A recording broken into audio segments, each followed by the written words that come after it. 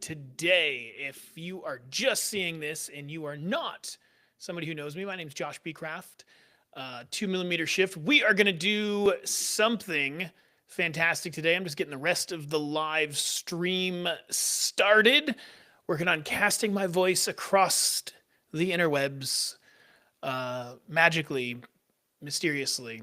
All right, cool. So we should be live on all stations here. So, as I said, my name is Josh B. Craft. I've got this new project I'm doing called the 2 millimeter shift, and there is a whole bunch of things to talk about with that.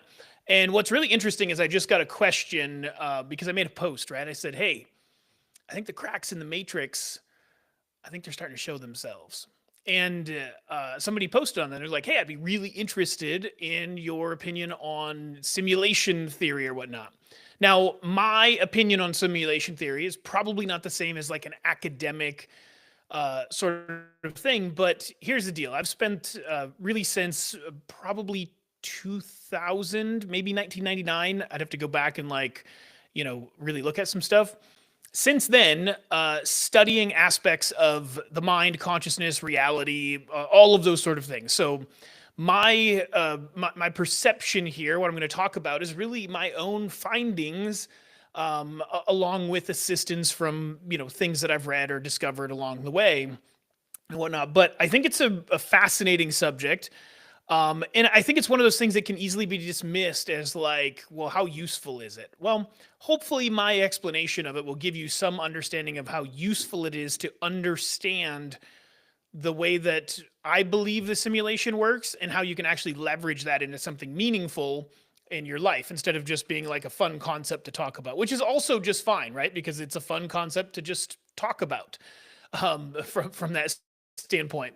But what I want to do is set the stage for this. So, if you've studied anything with the mind, you have these certain understandings depending on who you've learned from and what the different techniques are, right? Somebody like a Tony Robbins is going to teach a different perspective on it than somebody like a Carl Jung, than somebody like a Deepak Chopra, and insert any other names, right? They've all got their own perspective, and that's actually what's fantastic, right? Like I'm not suggesting anybody's right or wrong. They've all got measurable results in everything that they do, and they talk about the mind in a particular way. I'm going to try as best I can. I try to stay a little humble in this and not to be too like, listen, I know the truth and you're about to learn it, right? It's just the way that I view the world. So I'm just giving you my perspective, right? And I'm hoping that my perspective is as valid as anybody else's in this way. So I want to give that sort of like precursor there. I think all of those other ideas are perfectly valid. I think everybody should study them, get to know them, understand them, and expand your awareness on this entire thing. So let's talk about the simulation theory idea. The basic premise of simulation theory, if you're watching this and you're scratching your head like, Josh, what in the frick are you talking about? The very basic theory is that reality is a simulation, meaning that it's not actually what we think it is. There's some layer behind it, that's some system or layer of control that we are locked inside of. And because it's a simulation like a computer would simulate things, there are potentially programs that can glitch in all of these things. So there's, of course, a lot of conversation around how that works and the fractal nature of reality, a holographic nature, if you will, meaning that you can see the essence of certain patterns play out in many different manifestations. And it all looks different, but we can see there's a fundamental connection to it all, right? That's a little bit mushy of an explanation. Like it's not fully connected and grounded, so I'm going to try to do that now. Here's how I see it, and this is how I see kind of the universe as a whole. I think that there is something that I call isness, or all that is, right? This is everything that is and ever could be, and nothing that isn't and never would be, right? It only is. It's not isn't. There is no isn't. There only is. Okay, isn't is a concept you can only experience within what is. I know that that's a lot to take in, so bear with me here. I just want you to imagine there's this vast open nothingness. Okay, and in that vast open nothingness, there's this ball, for lack of a better way to describe it, of everything that is. Everything that's not in this ball isn't. There's no way to even understand it because it doesn't exist. If there is such a thing as isness, everything that is, then at some point for a simulation to work, it would have to become aware of itself. And the easiest way I can relay this to you is this idea of I am. Isness, all that is the I.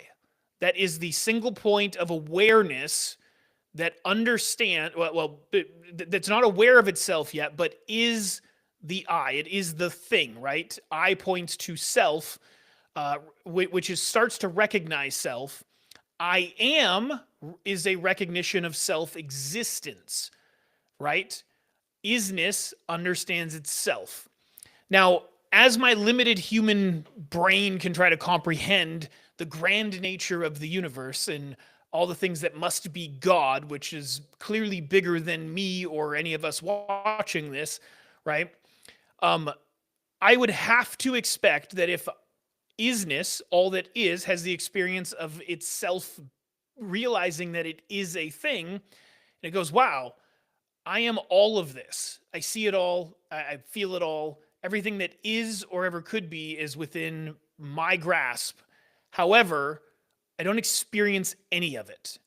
If your entire experience is everything all at once, then the most interesting thing that I can imagine a being like that having like real lust for would be varying degrees of limitation. So when we say I am, in psychology, there's this clear statement, I am, and whatever comes after that is what you're commanding into reality, right? I am angry. I am fat. I am happy. I am amazing, right? Like all of these different things, those are varying degrees of reality, right? Or limitation is a better way to put that. So as we start to look at a simulation, we can only look at it from the aspect of all that is.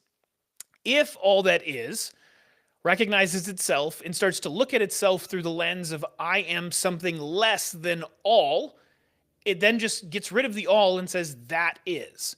I am amazing. That means we're now working within just the limitation of amazing, right? Now, it's weird to think about it that way because we don't think of amazing as a limitation, but it certainly cuts off all of the other things, right?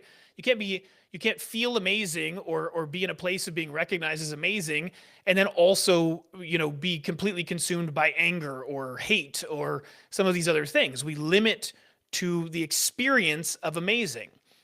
And here's the grander point for the simulation. If that's true, I don't know that it is. I think that it is, right? If that's true, or some version of that's true, then what you have is a situation where the only thing that can be real is the experience of the thing, not the thing, right? Because isness is all that is. This little piece of it is just in it. The only way to understand it is just to experience it. It doesn't necessarily, it exists in a static state until it's experienced. And I don't mean that from the quantum physics analogy. Like people in quantum physics get this wrong, where they talk about like the observation of an object changes it. That's a little bit different. There's something to do with the instrumentation of it and whatnot. I'm talking about it much more metaphorically, where the only way that we can experience or understand a varying degree of limitation is only through an experience. And that means that the experience is not reality. It's just the experience of what that reality would be. Right? And I know that gets really crazy, because if you're going like if you like to think about these things, you're with me. If you're like, Josh, I don't know what you're talking about. There's a table right in front of me. I don't have to like think about it and go through this whole thing to experience the table is rock solid in wood, right? Totally understand it. My point is that the experience of the thing is the simulation, because here's the deal.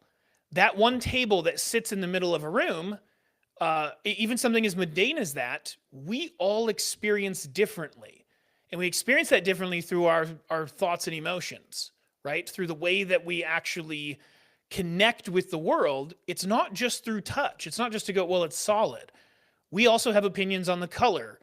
We have a reaction to whether or not there's some dust on it, or it's dirty, or if it's cluttered, the placement in the room. Like there's all of these other layers that come to the experience of that table that is a subjective experience, that is an experience based on these varying degrees of limitation, right? So depending on the person viewing the table may not have changed, but the experience of it has. So we go, great, well, that doesn't matter. The table is real then. It's just the person's perception is wrong from reality. The problem is that that's not true, because strip away every other person and every other thing, and let's say there's only one person in the world, and they happen to build a table out of the things that are quote real in the universe, right? The reality, the physicality of the experience. Their experience of that table is only theirs still. The simulation still holds true, even if there is only one person to have the information. Even if they have all of the information in the world, that is still just the experience of it, right? So this idea of experiences being subjective through varying degrees of limitation, that actually gives us some insight and some understanding on how we can unfold into some type of personal development, right?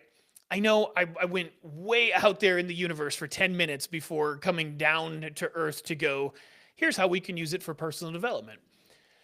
The way we use it for personal development is to realize that fact, right? We have all sorts of things going on in our experience of the universe right now, particularly in the US. If you pay attention to politics, if you engage in that varying degree of limitation, right? Apart from the whole thing, like if you're somebody who's maybe homesteading and has no access to the internet, you probably don't have a perception of what's going on in the world of politics. It's still going on around you, but you've limited your experience to this thing. Therefore, those things don't matter to you. You know they exist, right? Just like isness knows everything exists, but it's not experiencing it because it doesn't choose to attach that to an I am that includes that varying degree of limitation. In fact, it's choosing a limitation that outwardly opposes that other idea, so it's cut out of the experience of reality, right? So understanding that, we go, okay, fine, Josh, like you've proved maybe through some convoluted way that decisions about who we are matter, but it's more important than that.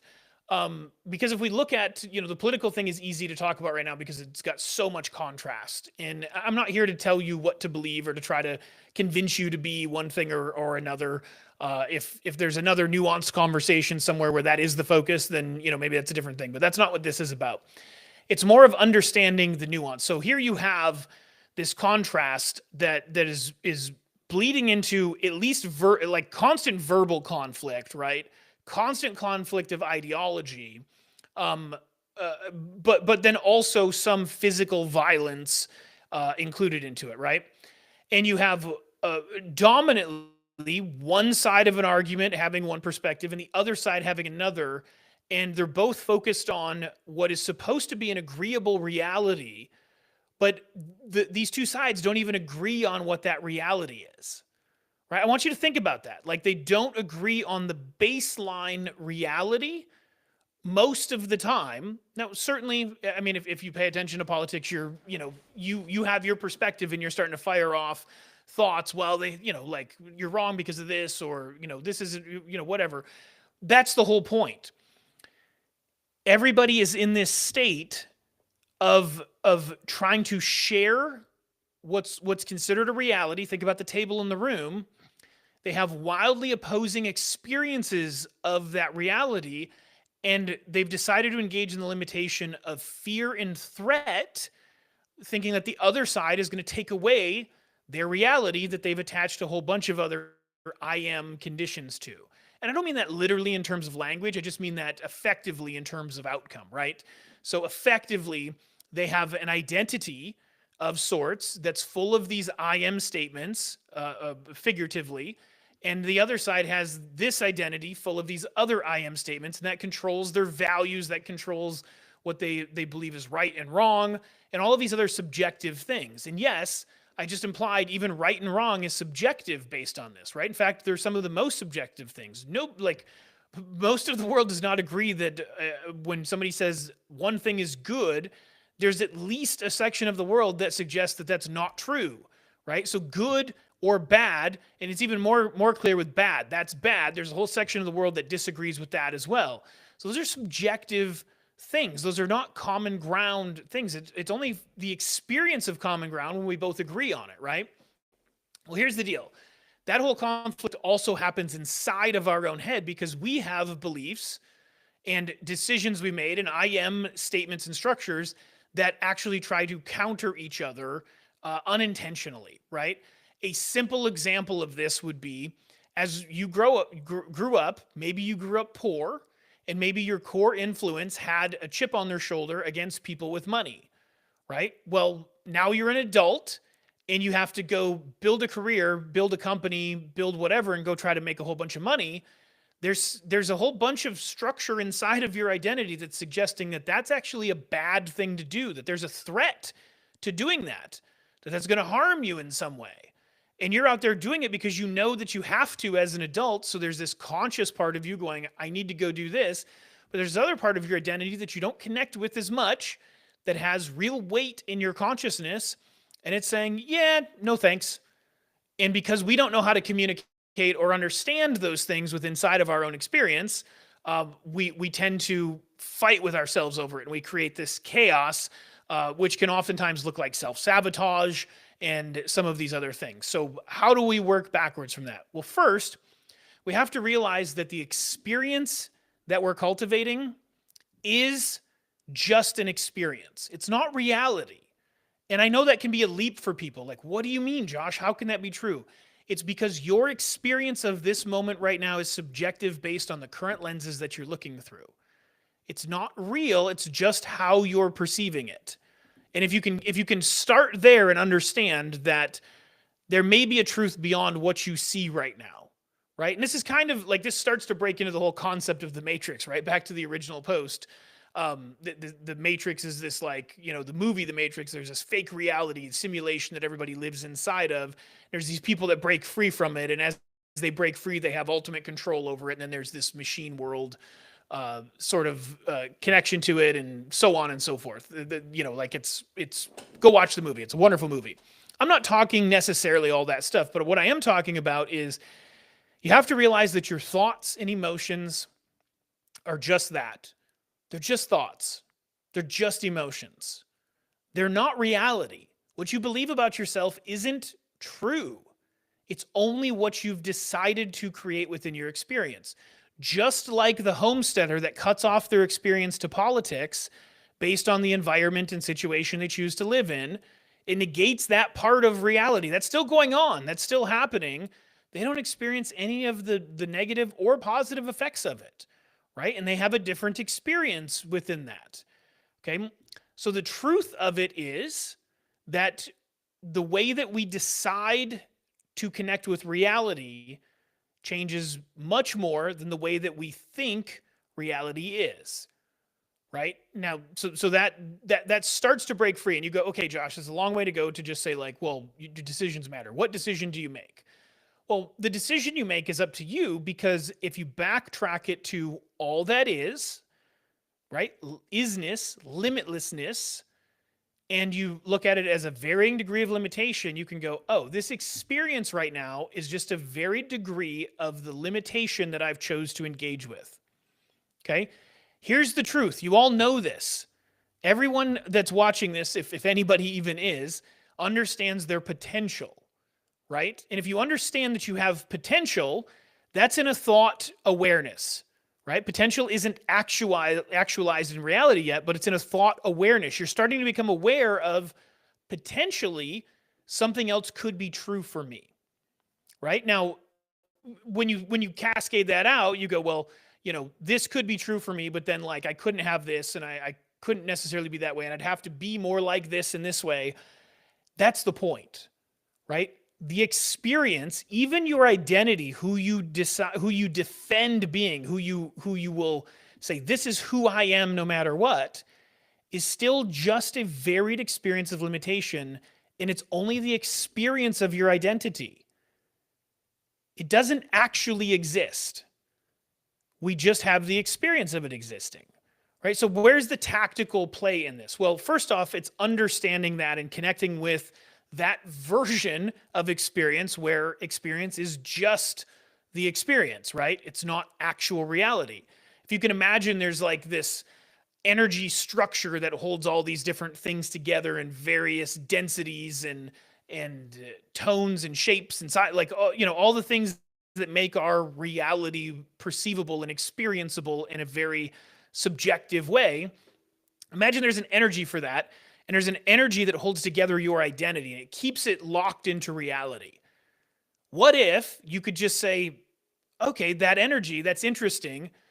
What if I didn't have to, what if I didn't have to want that energy to lock in this reality? What would that look like beyond, right? So then we start getting into more tactical questions. What would it mean if I did this? Who would I have to be to accomplish this? What would need to change in order to get here? We start to get these like logical tracks. The only downside to our logical tracks of these questions, I think they're powerful questions. I think they're really, really good. But the only trap that can be there is when we don't realize that most of the time, to get where we want to go and to understand what we want to understand and drive the results we want to drive, we have to be willing to become a different version of ourselves, which is a different experience of ourselves. We have to let go of certain parts of our old identities, or those things like the part of our consciousness that says that maybe money isn't good to have because we had a role model that trashed it all the time. But now you live as an adult and you realize money is important to you. That conflict, push-pull, some point you're going to have to let this go. And it's not going to be part of you anymore. It'll just be a distant memory, something you were aware of once, but now it's out of your awareness, just like the homesteader has politics out of their awareness. And we need to move that awareness bubble to include the right pieces of information that lock us in. This is where, the secret was sort of a simplistic tactical view to get people to this idea, right?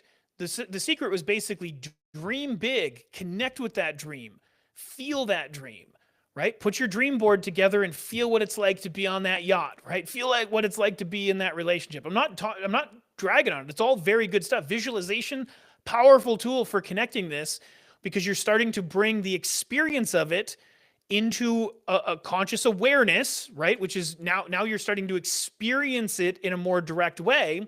It's not reality yet, quote unquote, not physicality, rather than, like, that's a better term for it than reality, because it is reality. You are experiencing it. You separate this experience from this outer world experience, and sometimes that is the only difference between having it and not. Now, the real, like, if you want the real tactical way to start to undo this, is you have to understand the experience of wanting something to be, or something to be different, versus having it different. Okay? So here's the easy way to understand this tactically, right? We just went way out in the universe. This is the most tactical thing you can do. If I am holding a card right now, I have it. The level of confidence in my experience in reality is through the roof right now because I'm holding on to it. I can touch it, feel it. I can taste it if I want to. Not a good idea, right? I can see what it is, right? In this case, it's a jack of clubs. I can get all this information very viscerally with it, right? Now contrast this to if I set this card down on the table and I want to touch it, but I can't. I want, do this with your cell phone right now, right? Pick it up, hold on to it, feel it, go, wow, this is real reality. Put it on the table and go, I want my cell phone. Want is this, like, I need it to be true, right? I need it to be here. Like, I can't have it. It's not with me. The actual experience is not having the cell phone. That's the wanting. As we command more of that experience of wanting it because we don't have it, then that's more of what we create. We end up being more on this side of the not having money because we want it and we go, we don't have it. We don't have it because it's bad and we shouldn't have it, right? Going back to that analogy. Meanwhile, all of your activities out here are going, I need to get some, right? So, like, you're on this contrasty push-pull thing. The easiest thing to do is let go of wanting the thing that you're trying to get, because in the space of wanting it, you say you don't have it. In the space of having it or getting it, it's a different thing. The motion, you really want to take this to the extreme, right? Take your cell phone give it to a coworker, a friend, a significant other, and tell them to take it for the day. And I want you to feel how much you want that cell phone every day, and how your command, like, your whole reality becomes, I don't have it. The reality is you don't have it, right? And that's the emotional state. That's not a reflection of this is where it gets confused. That's not of a reflection of the reality changing and now your emotions are affected. That's the difference of your emotions are affected because it's something that you want. Right? Nobody controls or dictates your emotions, not even outside experiences. You choose your emotions at every step of the way. That's why reality is subjective. That's why people have different experiences of the table, right? Because our emotions and thoughts are the first place that we connect with reality. It's where we understand it. It's where we actually process it as reality, right? So give that and then have them come back with it and hold it so you can see it, and then go get it. The difference in that feeling state of getting, that's not a relief because you're getting it. That is you choosing to have a different emotional experience around this whole topic, and you get it commanded in reality, right? Now, of course, it's just an experiment, right? It doesn't perfectly represent every single experience of somebody across every single thing, but conceptually, this is how it works.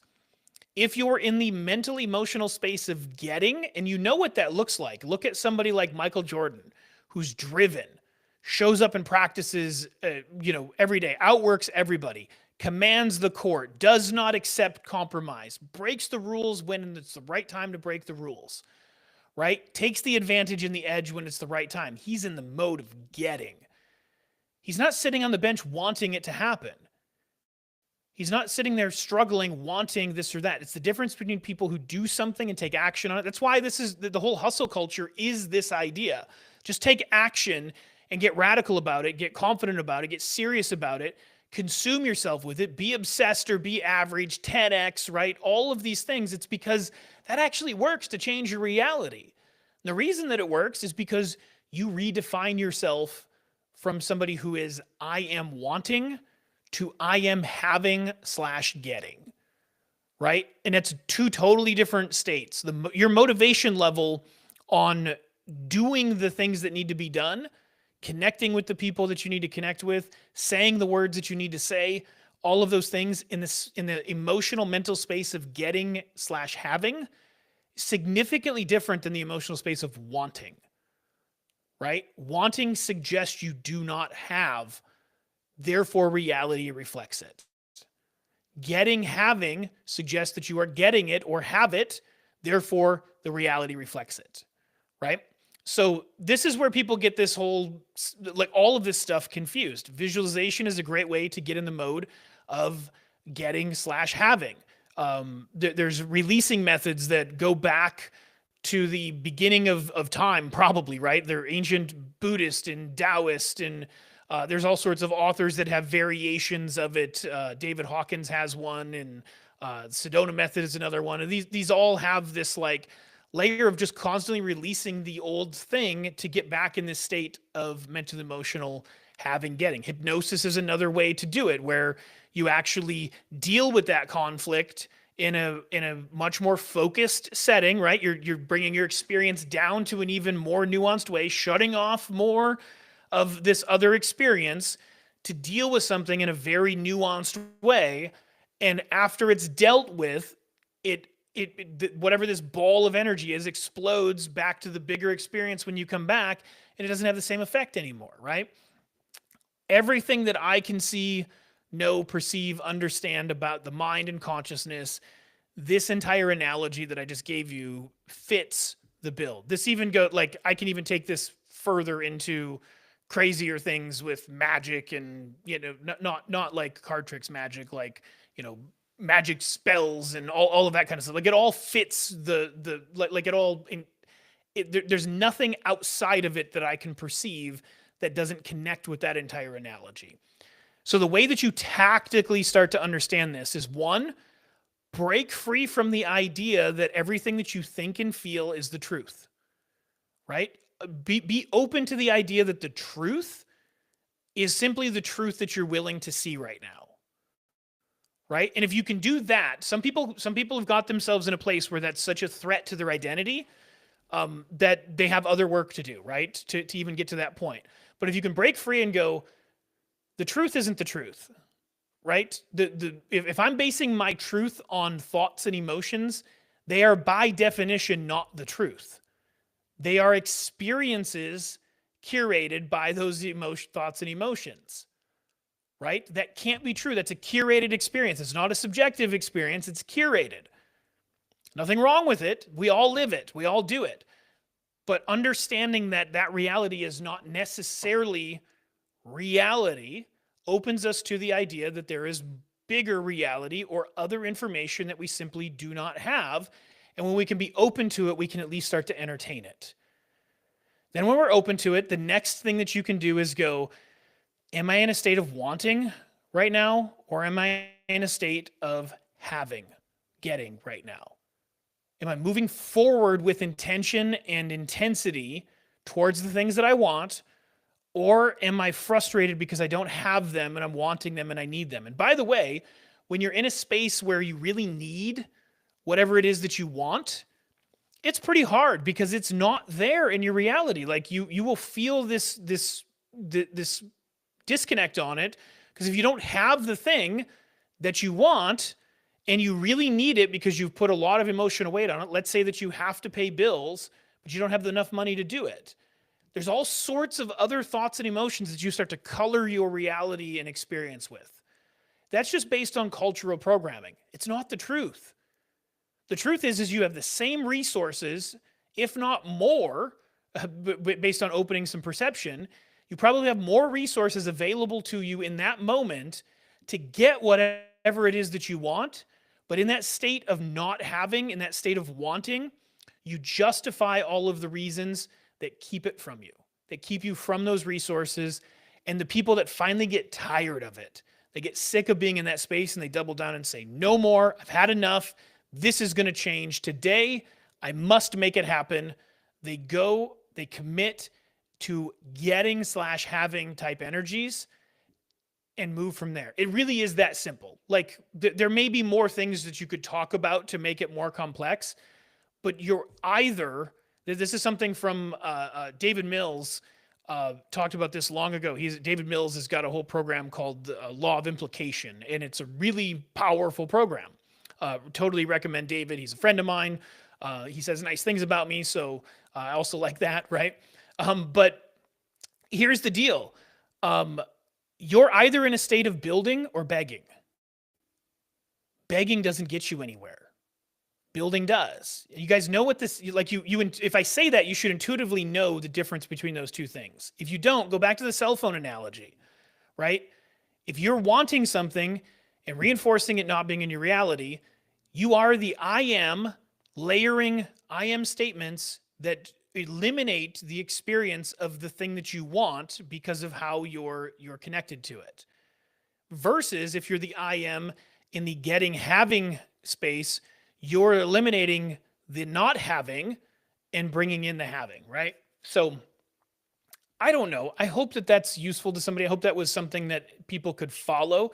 But as far as I can tell, that is the simulation that we live in, right? Our thoughts and emotions control the levers on how we call in the shades and colors of the simulation. What experience we have with everything is completely dictated by how we show up.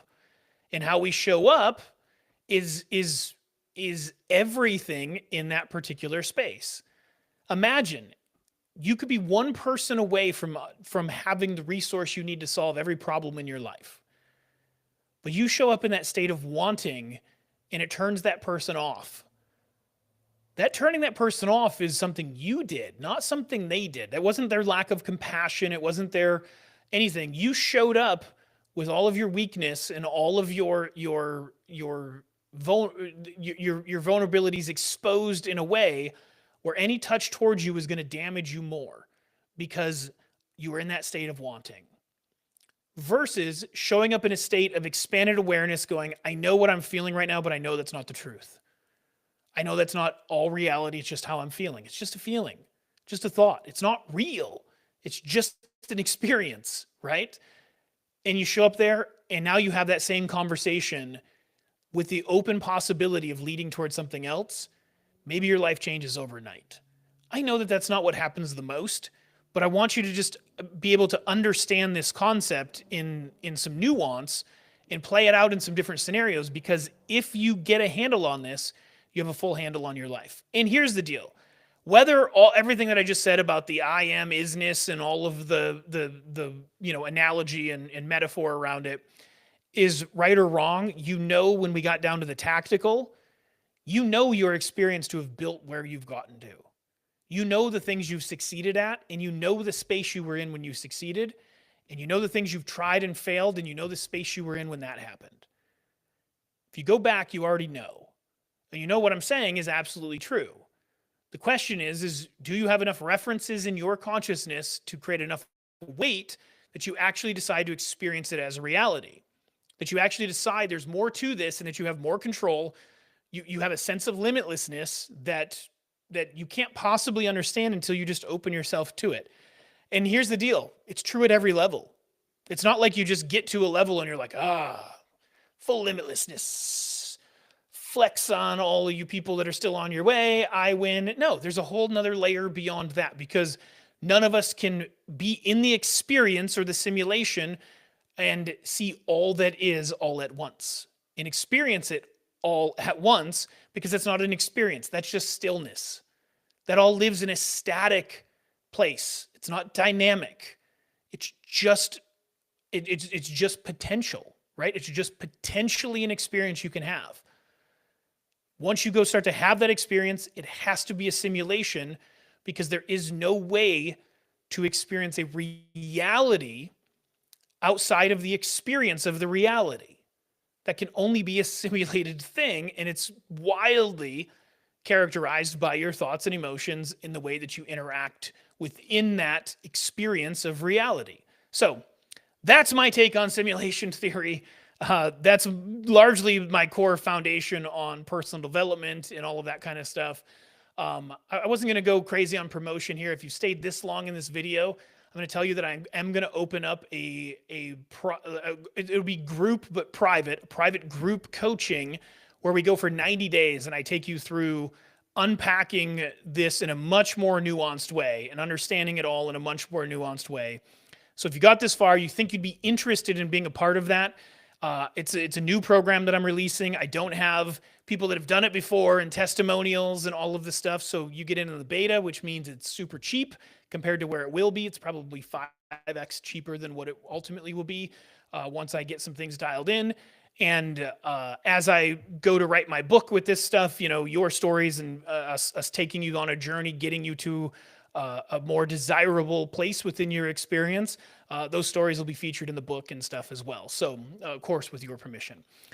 If you're interested in more of that, let me know. I'll be happy to talk to you about it. If it's not your cup of tea, it's totally fine. Hope you enjoyed the video. And if you think this is worth sharing with somebody, man, please go ahead and do it. I appreciate you. We'll talk soon.